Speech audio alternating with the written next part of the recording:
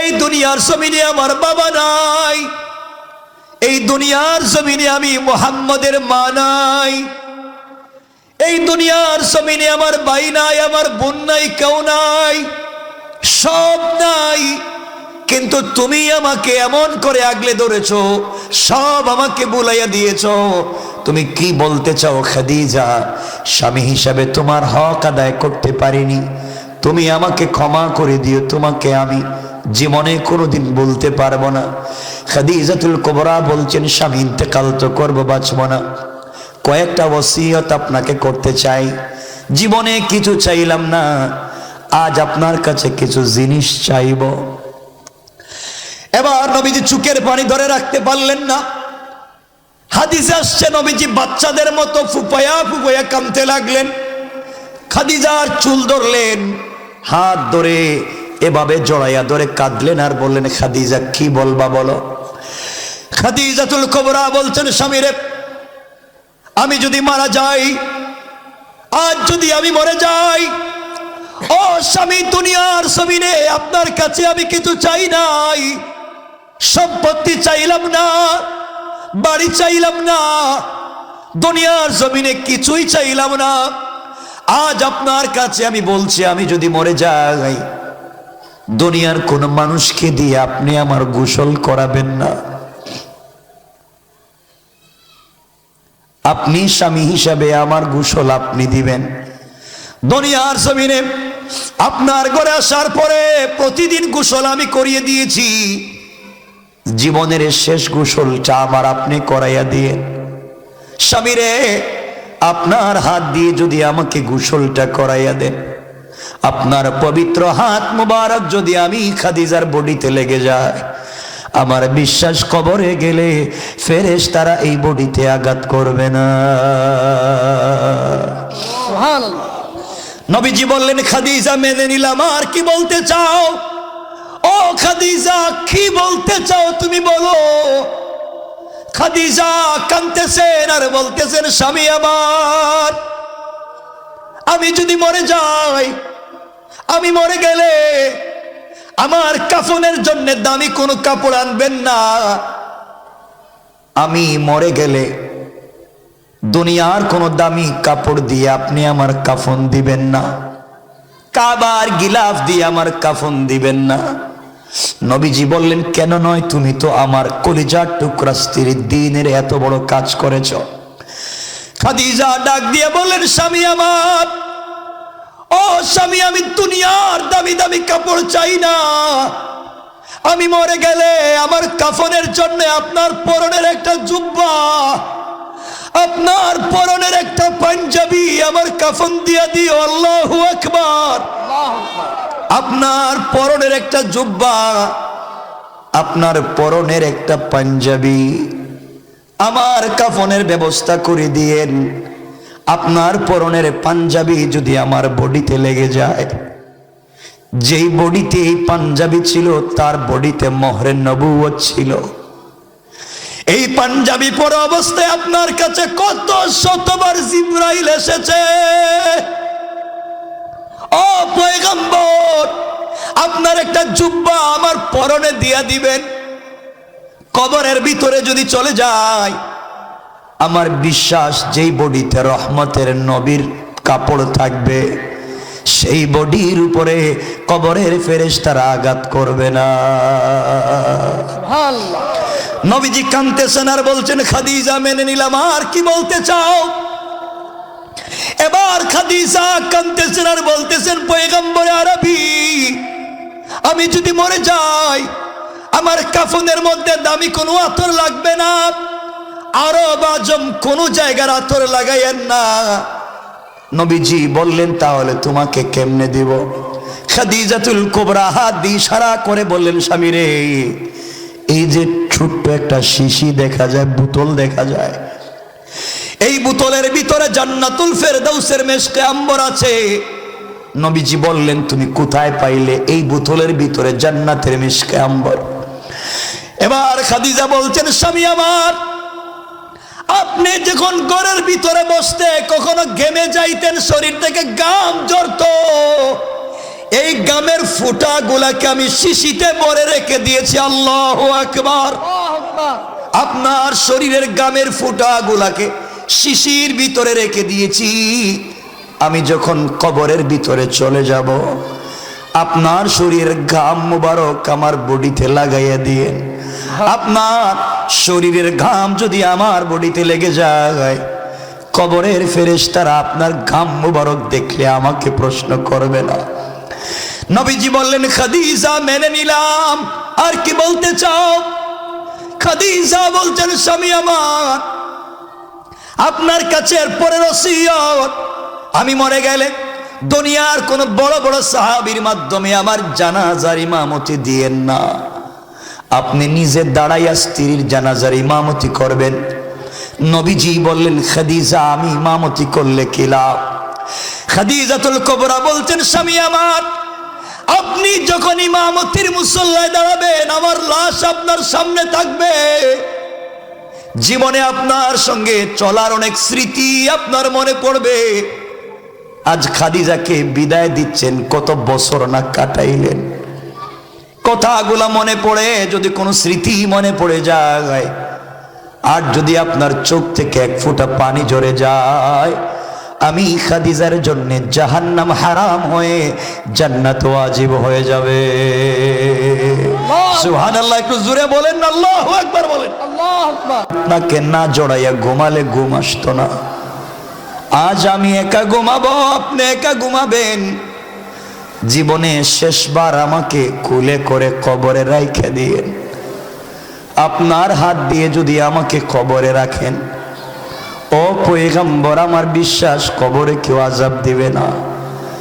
নবীজি বললেন, খাদিজা তাও মেনে নিলাম। এবার খাদিজা বলছেন, স্বামী আর একটু কাছে আসেন। আমার নবীজি আরো কাছে গেলেন। খাদিজাতুল কুবরা রাদিয়াল্লাহু তাআলা আনহা নবীজির দুটা হাত জড়াইয়া চুম্বন করে বলছেন, স্বামী শেষ কথা, আমার শেষ ওসিয়ত স্বামী, আমি যদি মরে যাই, আপনি বলেছেন কবরের প্রশ্নের জবাব বড় কঠিন হবে, কেউ তো পারবে না কবরের জিম্মাদার হতে। পয়গম্বর আরবি, আমাকে একা একা আপনি কবরে রাইখা চলে আইসেন না। ফেরেশতারা প্রশ্ন করলে জবাব দিতে পারবো না। আপনার কাছে আমার শেষ ওসিয়ত, আমার কবরের প্রশ্নের জবাবগুলা আপনি কবরের উপরে থাইকা দিবেন। নবীজি আশ্চর্য হয়ে গেলেন, এটা কেমনে সম্ভব? খাদিজাকে বুঝাবার জন্য বললেন, কথা দিলাম তোমাকে একা রেখে যাব না। যে আমাকে এতদিন আগলে ধরেছে খাদিজা, কবরে রেখে আমি কিন্তু যাব না, তোমার প্রশ্নের জবাব দেওয়ার চেষ্টা করব। বাইরে কিছুক্ষণ পরে লম্বা কথা, খাদিজাতুল কুবরা ইন্তেকাল করলেন। যেভাবে বলেছেন সেভাবেই রাসূল সব কাজ সম্পাদন করলেন। নিজের হাতে কবরে রেখে কাঁদতেছেন, মাটি দিয়ে বসে আছেন। সাহাবায়ে কেরাম ডাক দিয়ে বলছেন, ইয়া রাসূলুল্লাহ, ইয়া হাবিবাল্লাহ, ও পয়গম্বরে আরবি, আপনি কাঁদবেন কেন? বাড়িতে চলেন, আর কাঁদবেন না। ওমরকে ডাক দিয়ে নবীজি বললেন, ওমর রে, গড়ে গিয়ে আমি কার কাছে শান্তি পাবো? কে আমার সারা দিনের ব্যথাগুলাকে দূর করে দিবে? কে আমার মাথায় হাত দিয়া বলবে, ও স্বামী, দুনিয়ার কেউ আপনাকে দেখতে না পারলে আমি খাদিজা ছেড়ে যাব না। আজ আমার খাদিজা ছেড়ে গিয়েছে, সহ্য হয় না, বাড়িতে কেমনে যাই? সিদ্দিক আকবর এক হাতে ধরলেন, হযরত ওমর ফারুক আর এক হাতে ধরলে বললেন, নবী, এভাবে কাঁদবেন না, আপনার কান্না আমাদের সহ্য হয় না, আপনি চলেন, বাড়িতে চলেন। নবীজি বসে বসে বললেন, ওমর রে, কথা দিয়েছি, খাদিজাকে কথা দিছি, আমি যত কথা খাদিজাকে দিছিলাম সব তো খাদিজা পালন করছে, খাদিজা সব কথা পালন করছে। আমি একটা কথা দিয়েছি, খাদিজার প্রশ্নের জবাব দিব, আমি কেমনে কবরে রেখে বাড়িতে যাই? সবাই তো বসে বসে কাঁদতেছেন। কিছুক্ষণ পরে জিবরিল আমিন হাজির হয়ে সালাম দিয়ে বলছেন, ইয়া রাসূলুল্লাহ, ও পয়গম্বরে আরবি, আপনি কাঁদছেন কেন? বাড়িতে যান। নবীজি বললেন, আমি কি খাদিজার প্রশ্নের জবাব না দিয়ে যেতে পারি? জিবরাইল বলছেন, ইয়া রাসূলুল্লাহ, আপনি যেই কবরে বসে আছেন, পৃথিবীতে আসমানের নিচে জমিনের উপরে আল্লাহ এমন কোন ফেরেশতা তৈরি করেন নাই। আপনি বসে থাকবেন আর কেউ প্রশ্ন করবে, আপনি না গেলে কোনো ফেরেশতা খাদিজাকে প্রশ্ন করতে পারবে না। আপনি একটু যান তো খাদিজাকে প্রশ্ন করবে। নবীজি বললেন, কথা তো দিয়েছি, জবাব আমি দেব। আওয়াজ আসলো, আওয়াজ হলো, গায়ব থেকে আওয়াজ এসেছে, হাবিবুল্লাহ, কলিজার টুকরা বন্ধু, বাড়িতে চলে যাও, আর কাঁদতে হবে না। খাদিজা দিনের জন্য যা করেছে, যত কষ্ট করেছে, আমি আল্লাহ সন্তুষ্ট হয়ে গিয়েছি। খাদিজার প্রশ্নের জবাব দেওয়ার জন্য তোমাকে বসে থাকা লাগবে না। আমি আল্লাহর আরশে আজিম থেকে খাদিজার প্রশ্নের জবাবের জিম্মাদার হয়ে গেলাম। আল্লাহু আকবার বলেন। আমি বলতে চাই, জিন্দেগি এভাবে বানাও, পরিবারকে এভাবে তৈরি করো, পরিবারকে জান্নাতের টুকরা বানাও। ফিতনা বাদ দেও, অন্যায় অনাচার বাদ দেও, ইনশাআল্লাহ। বলেন না ইনশাআল্লাহ? সবাই বলেন, আরো জোরে বলেন ইনশাআল্লাহ। আমার বন্ধুগণ, কষ্ট হচ্ছে আপনাদের? রাসূল পাকের স্ত্রী ইন্তেকাল করলেন, চাচাও মারা গেলেন। বাড়িতে আসার পর ভালো লাগতেছে না নবীজির, কাঁদতেছেন, একা একা কাঁদতেছেন। চিন্তা করে দেখলেন আর মক্কায় থাকবো না, চাচাও নাই, স্ত্রীও নাই, মাও নাই, বাবাও নাই, ভাই বোনও নাই, এ মক্কা আমার কেউ দেখতে পারবে না। নবীজি চিন্তা করলেন, যাই নানার বাড়ি। নানার বাড়ি গেলে হয়তো নানার বাড়ির লোক তো আমাকে একটু দেখলে আদর করবে, ভালোবাসবে, তার অনেক আমাকে আদর করত।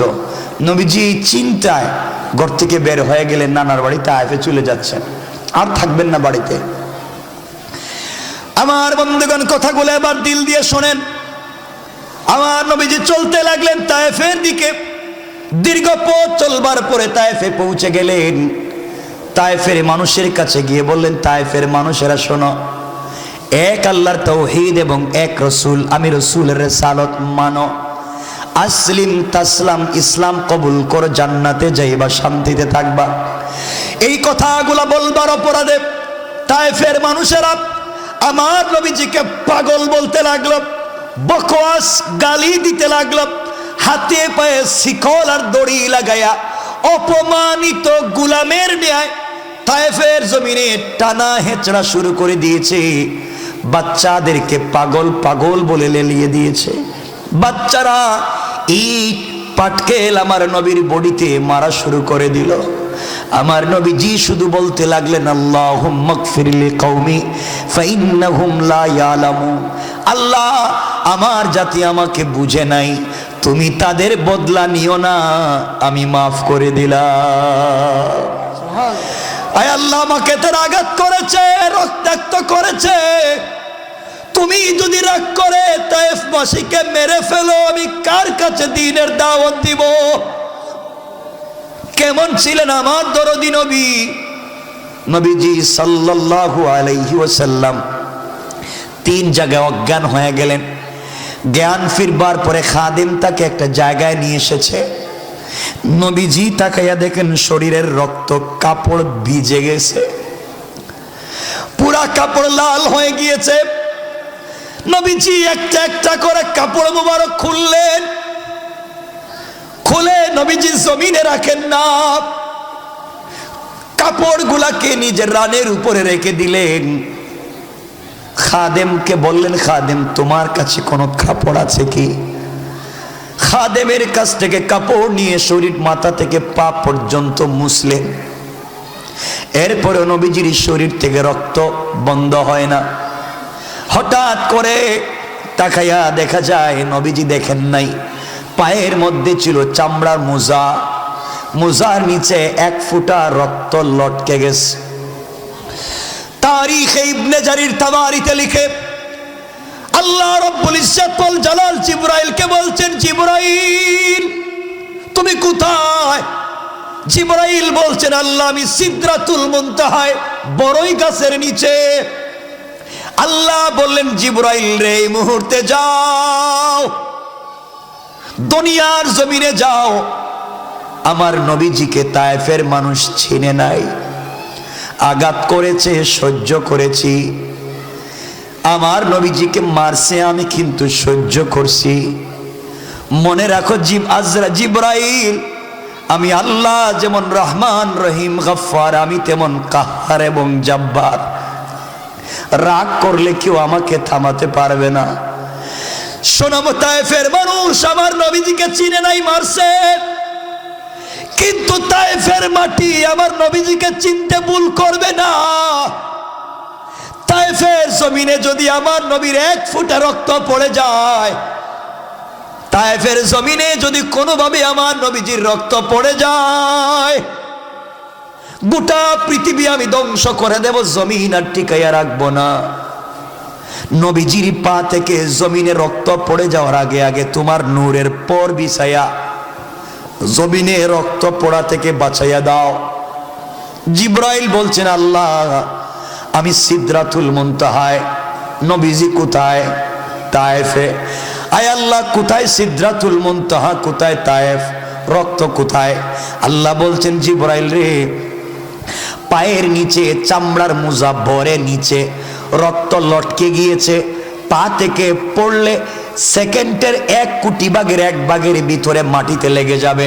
আমি আবার কথা দিলাম, রব কথা দিলে কথা ভাঙ্গি না, যদি আমার বন্ধু রক্ত তায়েফের মাটি স্পর্শ করে রে, কথা দিলাম জমিন রাখবো না, ভেঙ্গে ফেলবো। জিবরাইল বলেন, পৃথিবীতে আসতে আমার 3 দিন কষ্ট হয়েছে। তারিখ ইবনে জারির তাবারিতে লিখে নবীজির খাদেম আনাস ইবনে মালিক আল আনসারী রাদিয়াল্লাহু তাআলা আনহু বর্ণনা করলেন, জিবরাইল ওই সময় তার 600 নূরের ডানা দিয়া 600 নূরের ডানা দিয়ে তিনি টান দিলেন, যিনি একবার টান দিলে 70,000 কিলোমিটার চাইতে বেশি যায়। এই জিবরাইল নূরের পর নূরের ডানা দিয়ে টান দিলেন, টান দিয়ে তিনি বলেন, জমিনে এসে তায়েফে এসে দেখি নবীজির পা মোবারক থেকে রক্ত ছুটে গিয়েছে, জমিন স্পর্শ করে ফেলবে, এর ভিতরে আমি আমার ডানা বিছায়া পৃথিবীবাসীকে বাঁচাইয়া দিয়েছি। আল্লাহু আকবার। আমার বন্ধুগণ, এবার নবীজি কষ্ট পেলেন, চিন্তা করলেন তায়েফের মানুষও আমাকে মারল, এখন কার বাড়িতে যাব, কার ঘরে গিয়ে আশ্রয় নিব? চিন্তা করলেন উম্মে হানির বাড়িতে চলে যাই। উম্মে হানির বাড়িতে গেলে হয়তো কয়েকটা দিন থাকতে পারবো। আপনারা ভালো করে জানেন, মানুষ যখন একা হয় তখন দুঃখের স্মৃতিগুলা মনে পড়ে। কথা বলেন না কেন? উম্মে হানির বাড়িতে গেলেন, থাকলেন, শরীরের দিকে তাকালেন, তাকাইয়া দেখেন নবীজির শরীরের কাপড়গুলা ছেঁড়া, শরীর ফুলে গিয়েছে, পুরা বডিতে বসন্তের দাগের মতো পাথরের কালো কালো দাগ পড়ে গিয়েছে। কাঁদতেছেন আর বলতেছেন, আল্লাহ তাআলা আপনি বলেছেন ওয়ারাফানা লাকা যিকরাক, আমাকে নাকি সম্মান দিছেন। কি এর সম্মান? যেখানে যাই মানুষ আমাকে পিটায়, মারে, রক্ত ফালায়। তায়েফে গেলে মারে, মক্কায় আইলে মারে, বাড়িতে গেলে মারে, ঘর থেকে বের হলে মারে। আপনি বললেন ওয়ারাফানা লাকা যিকরাক, সম্মান কি দেইনি? আমাকে শুধু আঘাত করে, কোথায় সম্মান? নবীজির এই কথাগুলো আল্লাহর দিলে লেগে গিয়েছে। বন্ধুর কষ্টের কথা আল্লাহ সহ্য করতে পারলেন না। এবার জিবরাইলকে বলছেন, জিবরাইল যাও, পৃথিবীতে আমার পরে আমার বন্ধুকে যে সম্মান দিয়েছি, এই সম্মান আমি আমার বন্ধুকে দিতে চাই, যাও। এবার জিবরিল আমিন আসলেন, নবীজি সাল্লাল্লাহু আলাইহি ওয়াসাল্লাম শুয়েছিলেন, ঘুম থেকে উঠালেন, চোখের পানি মুছলেন। জিবরাইল বলছেন, ইয়া রাসূলুল্লাহ চলেন আমার সঙ্গে। কোথায় নিয়ে যাইবা? আপনি নাকি বলছেন আপনি বড় কষ্ট পাইছেন, কষ্ট পাইলে তো বন্ধুর কাছে গেল কষ্ট দূর করে দিবে। সত্যিকার বন্ধু যিনি হয়, বন্ধুর কষ্টে বন্ধু কাছে থেকে কষ্ট দূর করতে চায়। এবার জিবরাইল বলছেন, ইয়া রাসূলুল্লাহ আমার সঙ্গে চলেন। আমার নবীজিকে সঙ্গে নিয়ে জিবরিল আমিন চলতে লাগলেন। কাবা চত্বরে নিয়ে নবীজিকে শোয়া দিলেন, ঠাস করে বুকটা কেটে ফেললেন, বুকের ভিতর থেকে কি যেন বের করলেন, জমজমের পানি দিয়া ভালো করে ধুইলেন, আবার ভিতরে ঢুকাইয়া দিলেন।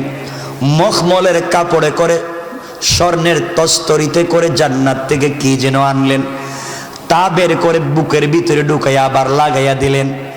ইলম এবং হিকমত ঢুকাইয়া দিয়া কেটে বুকটাকে আবার লাগাইয়া দিলেন। নবীজিকে ডাক দিয়ে বললেন, বলেন পয়গম্বরে আরবি, আগে দিলের ভিতরে যত কষ্ট ব্যথা ছিল এখন আসেনি?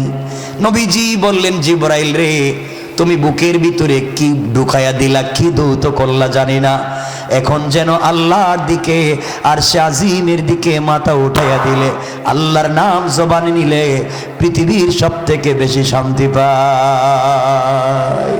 আল্লাহু আকবার, আল্লাহু আকবার। আমার তেলাওয়াতকৃত আলোচ্য আয়াতের প্রথম আয়াতে আল্লাহ বলছেন, আলাম নাশরাহ লাকা সাদরাক। বন্ধু আমি কি কাটি নাই, সিনা চাক করি নাই?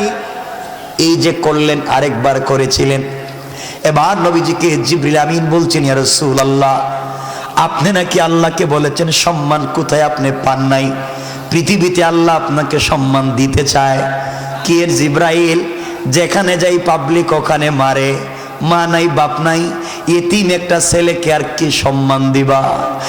এবার জিবরাইল নবীজিকে জড়ালেন, আর ধরে বললেন, পয়গম্বরে আরবি চলেন যাই বাইতুল মাকদিস অথবা বাইতুল মুকাদ্দাস। নবীজিকে নিয়ে গেলেন। আদম থেকে নিয়ে ঈসা পয়গম্বর পর্যন্ত সকল নবীরা দাঁড়িয়েছিলেন। জলিলুল কদর বড় বড় ফেরেশতারা ছিলেন। কেউ ডাক দিয়া বলছেন, আদম সফিউল্লাহ আপনি 2 রাকাত ইমামতি করেন, সালাত পড়ান। কেউ বলছেন, ইব্রাহিম খলিলুল্লাহ আপনি 2 রাকাত নামাজের ইমামতি করেন। কেউ বলছেন, মুসা কালিমুল্লাহ আপনি 2 রাকাত নামাজের ইমামতি করেন। কেউ বলছেন, ঈসা রূহুল্লাহ আপনি 2 রাকাত সালাতের ইমামতি করেন। আল্লাহ ডাক দিয়া বললেন, জিবরাইল রে, আমার পরে যাকে সম্মান দিয়েছি, বন্ধুর মনে বড় ব্যথা, স্ত্রীও নাই, মাও নাই, বাপও নাই, চাচাও নাই, কষ্ট দূর করে দিতে চাই সম্মান দিয়া। এই মুহূর্তে আদম থেকে ঈসা নবী পর্যন্ত সকল নবীরা হবেন মুসল্লি, মুক্তাদি, আর আমার নবী হবেন আজকের দিনের ইমাম। আল্লাহু আকবার। ইমামুল আইম্মা, ইমামুল মুরসালিন, ইমামুন নবিয়্যিন ওয়ার রাসূল। আজকে আমার নবী সকলের ইমাম। নবীজি ইমামতি করলেন। আল্লাহ বললেন, বন্ধুরে, ওয়ারাফানা লাকা যিকরাক, আমি কি তোমার সম্মান দেইনি?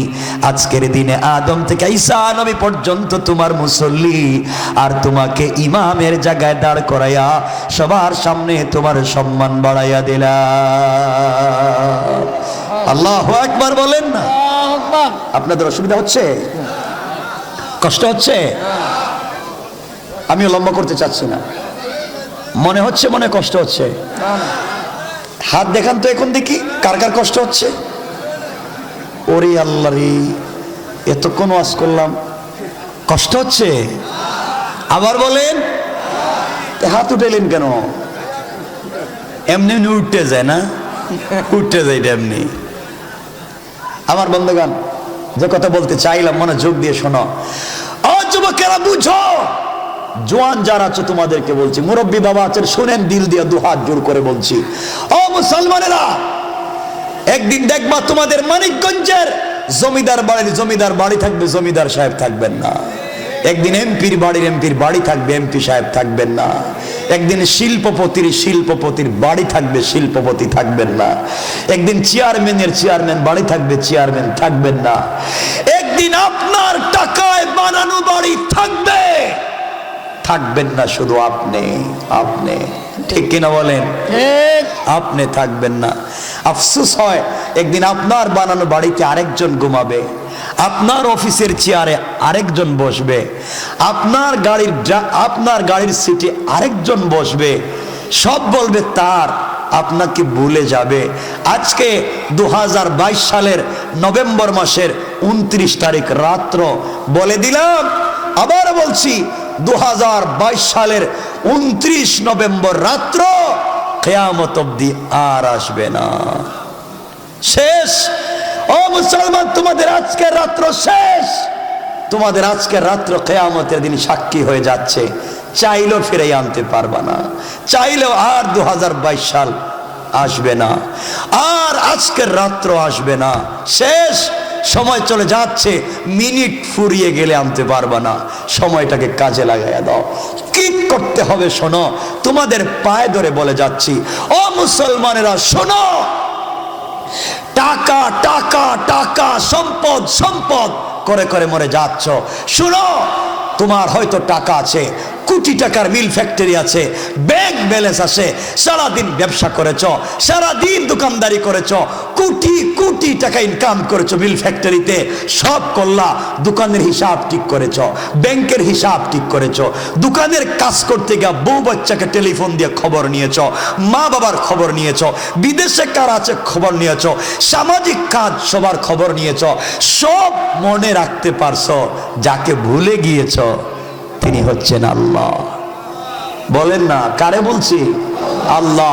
সব কাজ করে, দিল থেকে বলছি মুসলমান শোনো, সব কাজ করে। বিকেল বেলা বসেছ, কেশের বাক্স খুলেছ, টাকা গুনতে গিয়েছ। বিজনেস আমার, মিল ফ্যাক্টরি আমার, শিল্প কলকারখানা আমার, চেয়ার আমার, টাকা আমার। কেশের বাক্স খুলেছ টাকা গুনতে, হাত দিয়েছ টাকা গনবে। বুকা জানো না, হতে পারে তোমার কেশের বাক্সের ভিতরে আজরাইল বসা। বলেন না, আজরাইল আল্লাহকে বলছে, আল্লাহ আমসিক আও আত্রুক। ও বলছে টাকা তার, ও বলে বাড়ি তার, ও বলে সম্পত্তি তার, ও বলতেছে সব তার। একটা বড় তোমার কথা বলে নাই, সব হিসাব ঠিক রাখছে, সবার সাথে সম্পর্ক ঠিক রাখছে, একটা বড় তোমার সাথে ঠিক রাখে নাই। রব তারে সারাদিন তার বউ টেলিফোন করে নাই, এরপর দিনে 5 বার টেলিফোন দিয়ে বউর খবর নিছে। আর রব তুমি তারে 5 বার দিনে ডাকছো, একটা বড় ডাকে সাড়া দেয় নাই। এখন টাকা গুনতেছে আর বলতেছে তার। তুমি বলো কি করব? রব ফেলে দিব না ধরবো? আল্লাহ বলছেন, কান বরাবর গরম একটা থাপ্পড় দে। দিছে তো আজরাইল থাবড়া। দেখা যায় চেয়ারে বসা আছে, শরীর গামতেছে, মানে ব্রেইন স্ট্রোক। নাই কথা কয় না, নাই, ব্রেইন স্ট্রোক করে ফেলছে। ও ভাই, তোমাদেরকে আবার বলছি, জওয়ানদেরকে বলছি, তোমার নাকি পাসপোর্টে স্টুডেন্ট ভিসা আছে, তুমি নাকি আমেরিকা চলে যাচ্ছ, তোমার পাসপোর্টে ওয়ার্ক পারমিট আছে, তুমি নাকি ইংল্যান্ডে চলে যাচ্ছ, তোমার পাসপোর্টে স্পাউস ভিসা আছে, তুমি নাকি ফ্যামিলি নিয়ে কানাডা চলে যাচ্ছ, ফ্রিডম কান্ট্রি, উন্নত লাইফ স্পেন্ড করবে। সো লাইফ ইজ এনজয়, তুমি মজা করে জীবন কাটাবে। ইউরোপ আমেরিকা চলে যাচ্ছ, সবার কাছ থেকে বিদায় নিচ্ছ। আমি চলে যাচ্ছি, আমার স্বপ্নের দেশে চলে যাচ্ছি, কি আনন্দ। সবার কাছ থেকে বিদায় নিলা, ব্যাগেজ লাগেজ ঠিক করো, সব শেষ করে রাত্রবেলা তোমার পাসপোর্টে ভিসা লাগছে, ওই পাসপোর্টটা বালিশের নিচে রাইখা ঘুমাইছ। সকাল 10টায় শাহজালাল আন্তর্জাতিক বিমানবন্দর থেকে তোমার ফ্লাইট। সবাইকে মনে রাখছো, দূরের বন্ধু বান্ধবরাও টেলিফোন দিয়ে, দোস্ত গেলাম আর দেখা হবে না, চলে যাই, হয়তো আসলে দেখা হবে। কি আনন্দ। সবাইকে মনে রাখছো, ভুলে গিয়েছো আল্লাহকে। বুকা জানো না, হতে পারে তোমার বালিশের নিচে আজরাইল বসা। বলেন না ঠিক কিনা?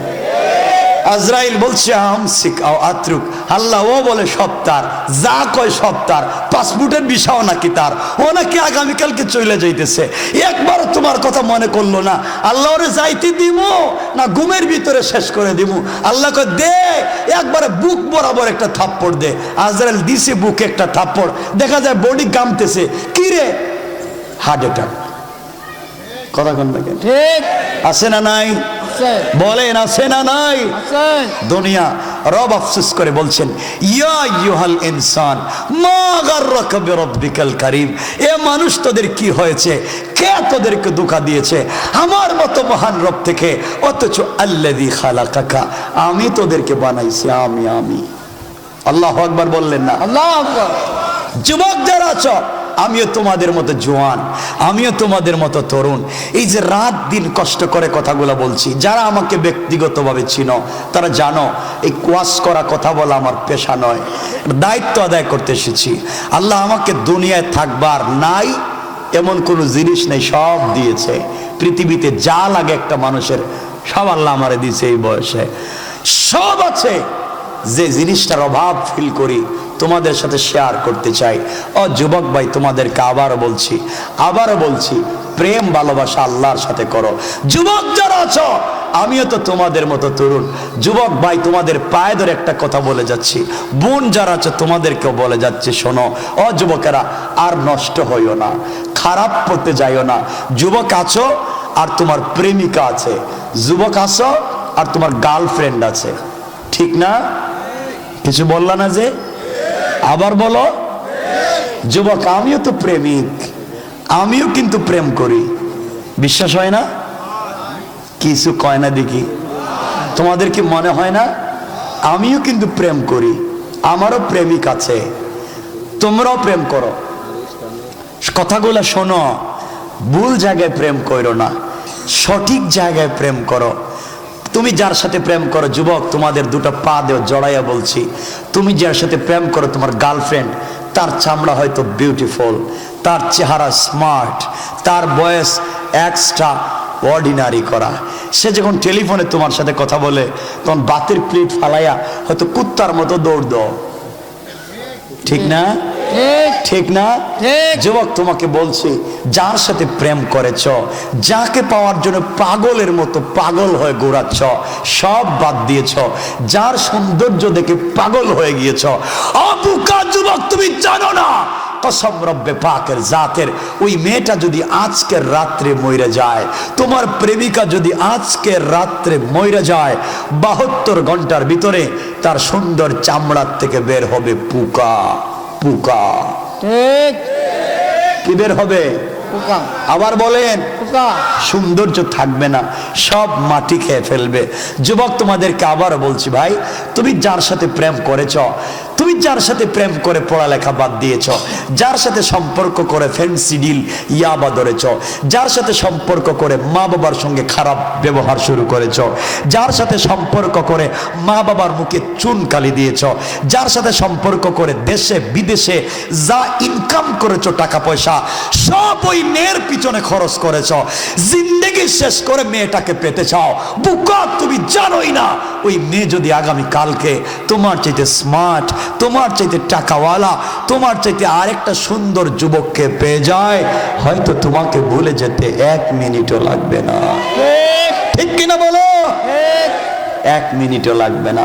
বোন তোমাদেরকে বলছি, তুমি যেই ছেলের স্মার্টনেস দেখে, যেই ছেলের জব আর অবস্থা দেখে তার প্রেমে পড়ে গিয়েছ, বোন তুই জানিস না ওই ছেলেও ভদ্রতার সুযোগে তোমাকে না নিয়া অন্য কাউকে নিয়া, সেও কেএফসিতে বসে আড্ডা দিতে পারে, সেও পার্কে বসে বাদাম খেতে পারে, সেও অন্য কোনো জায়গায় বসে তোমাকে ঠকাতে পারে।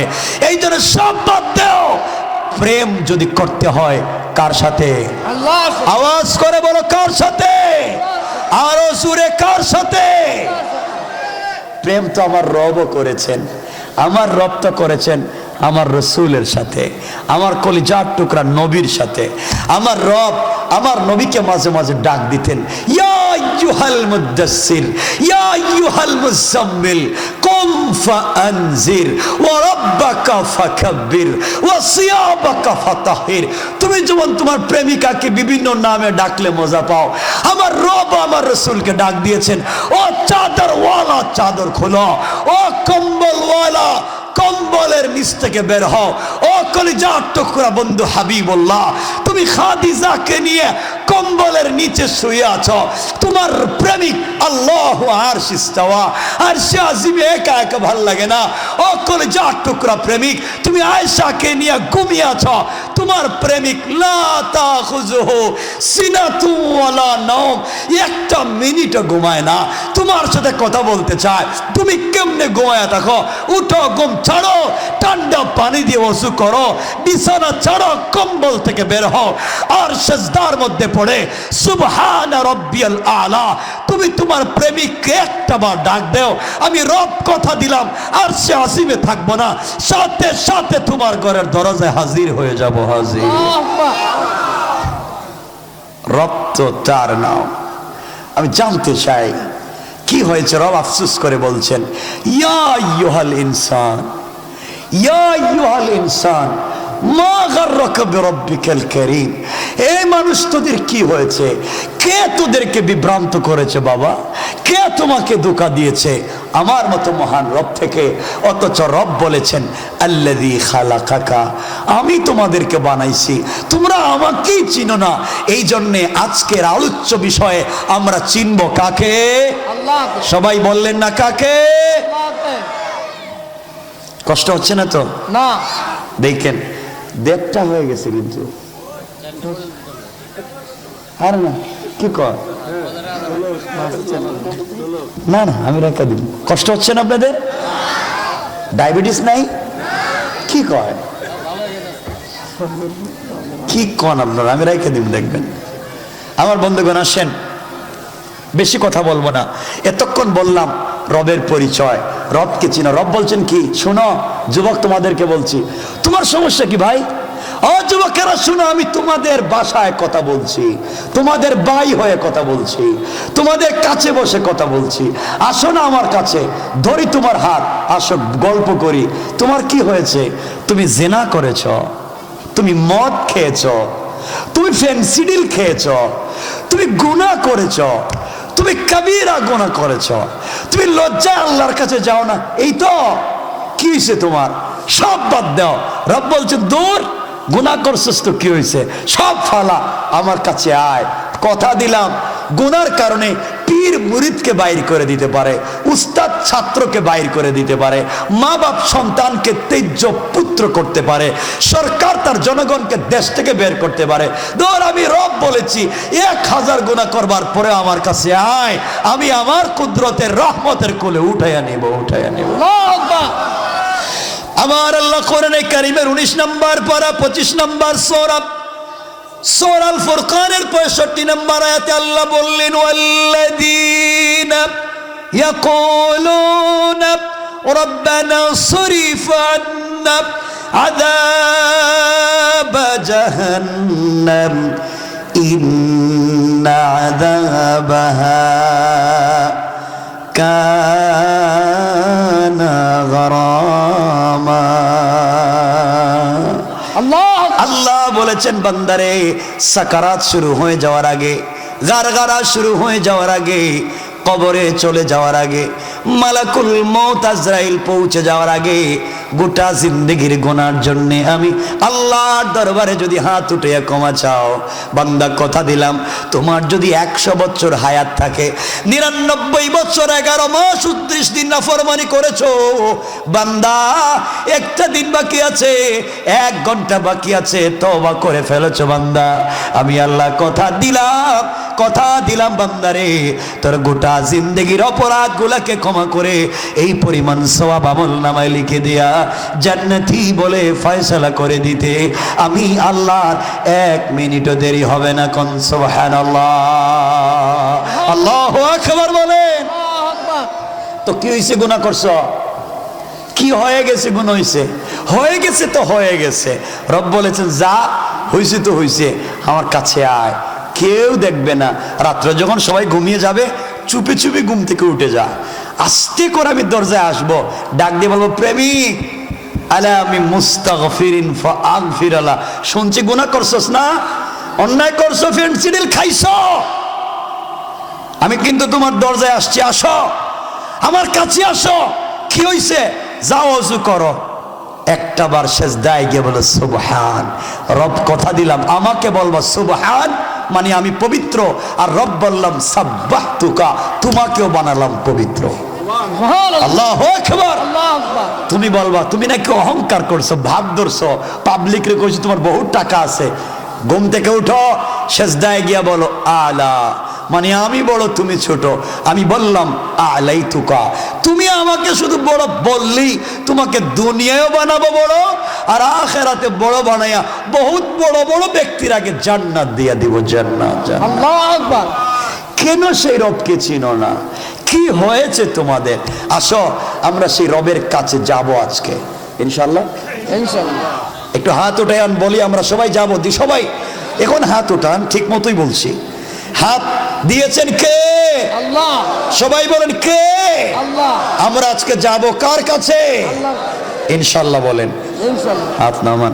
এই দেখেন আমরা যাচ্ছি, এখন যাব, দেখবেন একবারে আল্লাহর কাছাকাছি যাব, কথা টথা বলবো, এরপরে জিগামো আমাদেরকে মাফ দিবেন কিনা কোন? সুবহানাল্লাহ বললেন না? সুবহানাল্লাহ। মাফ নিয়া পরে আসবো ইনশাআল্লাহ বলেন ইনশাআল্লাহ। এখানে কি কেউ আছেন যার কোনো গুনাহ নাই? সবার আছে? মাফ করানোর দরকার নাই? সবাই বললেন না? আছে। মাফ লাগবে। আচ্ছা বলেন তো, আল্লাহ ছাড়া কেউ মাফ করবেন না? কেউ আছে মাফ করার? না, আল্লাহই তো করবেন। রব মাফ করে দিবেন ইনশাআল্লাহ। আসুন আমরা কয়েক মিনিটে শেষ করবো, কোথায় কৌকেরা এদের কথা শুনতে যাইয়েন না আপনারা। আমার মুসলমান বন্ধুগণ, গভীর মনোযোগ কথাগুলো দিল দিয়ে শোনেন। তোমার নবীজির সম্মান কতটুকুন, তোমার নবীর উম্মত আমি আপনি আমার আপনার সম্মান কতটুকুন, দিলে তো চাই বুঝাতে তোমার আমার সম্মান কতটুকুন। আল্লাহ বলেছেন হাদিসে কুদসিতে, আমার আখিরি জামানার উম্মতেরা যদি একটা সেজদায় একবার সুবহান রাব্বিয়াল আলা বলে 40 লক্ষ বছর জিবরাইল ইবাদত করলে যেই সওয়াব বান্দার এক সেজদায়, আল্লাহ তার চাইতে বেশি সওয়াব দিয়ে দেয়। আরে আরো বেশি, 40 লক্ষ তো কম বলছি, আমি রেওয়ায়াত দিচ্ছি, বর্ণনা দিচ্ছি, শোনেন। এবার জিবরাইল বলছেন, ইয়া রাসূলুল্লাহ, কি আপনি আল্লাহকে বলেছেন, আল্লাহ আপনাকে সম্মান দিয়েছেন, আপনি নাকি সম্মান পান নাই, এবার চলুন সর্বোচ্চ সম্মান দিব। নবীজিকে নিয়ে চললেন। আমরা মেরাজের ঘটনা বলবো না, শুধু বলবো ওয়ারাফা'না লাকা যিকরাক। মনে রাখবেন এই আয়াত, আল্লাহ কোথায় সম্মান দিলেন শুধু এটা। এবার নবীজি এক আসমান দুই আসমানে উঠতে যাবেন, প্রথম আসমানের দরজায় পৌঁছে গিয়েছেন, গিয়ে দেখেন জিবরাইল আসমানের গেট লাগানো। জিবরাইল বলছেন গেটের প্রহরীরা, তোমরা দরজা খুলে দাও, আমি এসেছি। ফেরেশতারা বলছে বেয়াদবি, মাফ করবেন, আপনার পুরো পরিচয় দেন। তিনি বললেন আমার নাম জিবরাইল, আমি এসেছি, তোমরা দরজা বন্ধ করেছো কেন, খুলে দাও। আসমানের প্রহরীরা ডাক দিয়ে বলেছে জিবরাইল বেয়াদবি নিয়েন না, মাফ করে দেন, আমরা গেট খুলতে পারবো না। কেন খুলতে পারবে না? আল্লাহ পাক আসমান যেদিন তৈরি করেছেন ওই দিন থেকে নিয়ে আজকে পর্যন্ত প্রথম আসমানের গেট থেকে আরশে মুআল্লা পর্যন্ত ডিজাইন করেছেন, লাল গালিচা বিছিয়ে রেখেছেন, জান্নাতুল ফিরদাউস থেকে কাঁচা ফুল এনে ছিটিয়ে দিয়েছেন, দারুস সালাম থেকে ঝড়বাতি এনে লাগিয়ে দিয়েছেন, জান্নাতুল ফিরদাউস থেকে মেশকে আম্বর এনে রাস্তায় ছিটিয়ে দিয়েছে। এই দরজা খুলে দেওয়া যাবে না। জিবরাইল বললেন এত সুন্দর করে লাল গালিচা বিছায়া আসমানের প্রথম গেট থেকে আরশে মুআল্লা পর্যন্ত আল্লাহ নিলেন কেন? ফেরেশতারা জবাব দিচ্ছেন জিবরাইল এই রাস্তা দিয়া তার বন্ধু কলিজার টুকরা হাবিবুল্লাহ আল্লাহর সঙ্গে দেখা করতে যাবে, এই জন্য আল্লাহ আনন্দিত হয়ে খুশি হয়ে তার কলিজার টুকরা হাবিবের জন্য করেছেন। আপনাকে এই রাস্তায় যাইতে দেওয়া যাবে না, দরজা খুলে দেওয়া যাবে না। জিবরাইল এবার বলছেন শুনো রে, যেই নবীজির জন্য আল্লাহ এত কিছু করেছেন তিনি আমার সঙ্গে আছেন, সুতরাং তোমরা দরজা খুলে দাও। আল্লাহু আকবার। এবার দরজা খুলে দেওয়া হলো। নবীজি প্রথম আসমানে উঠে গেলেন, জিবরাইল সামনে, নবীজি পিছনে। জিবরাইল শুনেন, নবীজি মুচকি মুচকি হাসেন। এবার জিজ্ঞাসা করেন, বন্ধু পয়গম্বরে আরবি, ঘুম থেকে উঠে আনলাম, কান্দেন, চোখের পানি মুছে দিলাম, ছেঁড়া কাপড় খুলে দিলাম, কত কিছু করলাম, এখন আপনি হাসতেছেন, এতদিন না কাঁদলেন, কেন হাসেন বলেন তো জিবরাইলকে? আমার নবীজি জবাব দিলেন, জিবরাইল রে, আমার আল্লাহ আমাকে এত ভালোবাসে আমি জানতাম না। প্রথম আসমানের গেইটে এসে দেখলাম যত ডিজাইন করেছে সবগুলা ডিজাইন আমার নাম দিয়া। আল্লাহু আকবার। রব বলেছেন, ওয়ারাফা'না লাকা যিকরাক, বন্ধু সম্মান শুধু আসমানে রাখিনি, জমিনে রাখিনি, আসমানে আনছি। সুবহানাল্লাহ বললেন না? সুবহানাল্লাহ। এবার আমরা তো এই ঘটনা বলবো না, সব আসমান পার হয়ে নবীজি চলে গেছেন, কারণ ঘটনা বললে তো অন্য বিষয় চলে যাইব। ওয়ারাফা'না লাকা যিকরাক বুঝাতে পারবো না, ঘটনা বাতিল। নবীজি চলে গেলেন, সব যাইতে যাইতে যাইতে যাইতে সব আসমান পার হইয়া ঢুকে গেছেন জান্নাতে। কই গেছেন? সুবহানাল্লাহ বললেন না? সবাই বললেন না? জান্নাতে গেছেন, জান্নাতুল ফিরদাউসে। জান্নাতুল ফিরদাউসে গিয়ে রাসূল দরজা গেটে দাঁড়ায় আছেন। জিবরাইল বলছেন, কেন ভিতরে আসেন না কেন? জান্নাতুল ফিরদাউসের গেটে কেন? ও জিবরাইল, রব যে আমার এত ভালোবাসে, বন্ধু আসলেই বন্ধুর মতো, ওটা আমি আগে বুঝি নাই। কই আপনি কি বুঝলেন? দেখো না জান্নাতুল ফিরদাউসের গেটের দিকে তাকাইয়া, যেখানে আল্লাহর নাম ওখানে আমার নাম। সুবহানাল্লাহ। সুবহানাল্লাহ বললেন না? ডিজাইন করছে দেখো না জান্নাতুল ফিরদাউসের গেটের সবগুলা মুহাম্মদ আর আহমদ নামের ডিজাইন দিয়া। আল্লাহু আকবার। ওয়ারাফা'না লাকা যিকরাক, বন্ধু শুধু সম্মান তোমারে দেইনি, তোমার নাম রেও দিছি।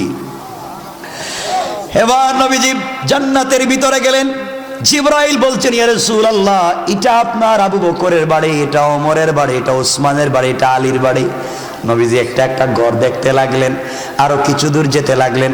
যাওয়ার পরে শুনেন একজনের কোরআন তিলাওয়াত শোনা যায়। সুবহানাল্লাহ। নবীজি বলেন, জিবরাইল কি ব্যাপার?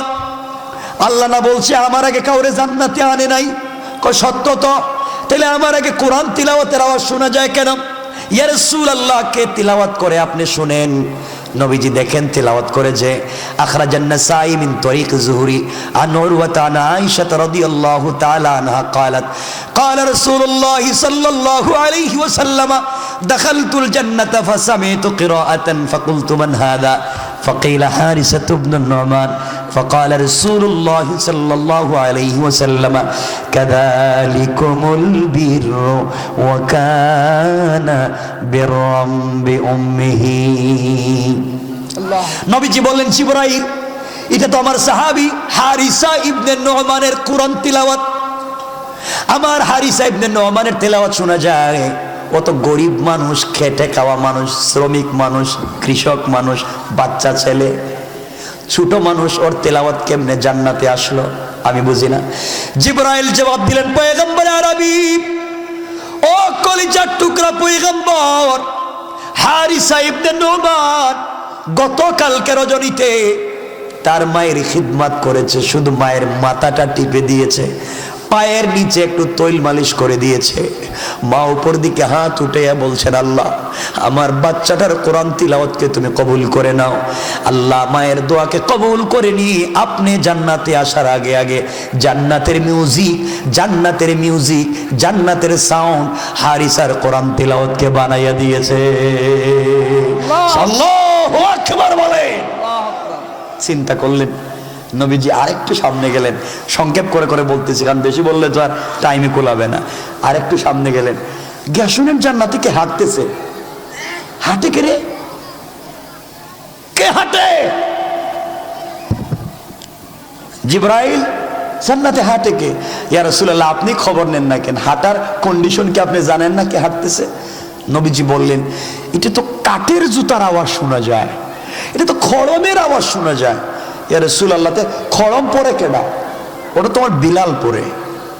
তো বেলালের আওয়াজ হাঁটাহাঁটি করে জান্নাতে, মানে ও জান্নাতে এলো কেমনে? জিবরিল আমিন বলছেন, ইয়া রাসূলুল্লাহ, কি বিলাল জান্নাতে আসে নাই? বিলাল জান্নাতে এখনো আসে নাই, কিন্তু আপনি বিলালকে ঠকাতে পারবেন না। বিলালের চোখ আপনি ফাঁকি দিতে পারবেন না। বেলাল আল্লাহকে বলেছে, আয় আল্লাহ তাআলা, যে নবীর জন্য এত কষ্ট জীবনে পাইলাম দিন শিখতে গিয়া, এই নবীজিকে ছাড়া এক মিনিটও আমি আলাদা থাকতে চাই না। নবীজি যেখানে আমিও থাকবো সেখানে, কিন্তু আমি বেলালকে তো আপনার সঙ্গে মেরাজে আনতে পারি না। আমি বেলালের কথাকে কবুল করে নিয়া বেলালের পায়ের আওয়াজকে আমি আল্লাহ জান্নাতে ফিট করে দিয়েছি। আল্লাহু আকবার বললেন না? তো নবীজি আসলেন মেরাজ থেকে, আসার পরে তো সংক্ষেপ করে বলছি, বেলালকে বলছেন, বেলাল জান্নাতে তোমার পায়ের হাঁটা শুনলাম, কি করো তুমি, কি আমল করো রে বাবা, তোমার আওয়াজ জান্নাতে গিয়ে পাইলাম। বেলাল কাঁদতেছেন আর বলতেছেন, ইয়া রাসূলুল্লাহ, কিছুই তো করি না, আপনি যা করেন তা তো আমি করি। রাসূল বললেন, না না না, স্পেশাল কি আছে এটা বলো। বেলাল বলছেন, ইয়া রাসূলুল্লাহ, আমি যখনই একটা আমল কোনোদিন ছাড়িনি,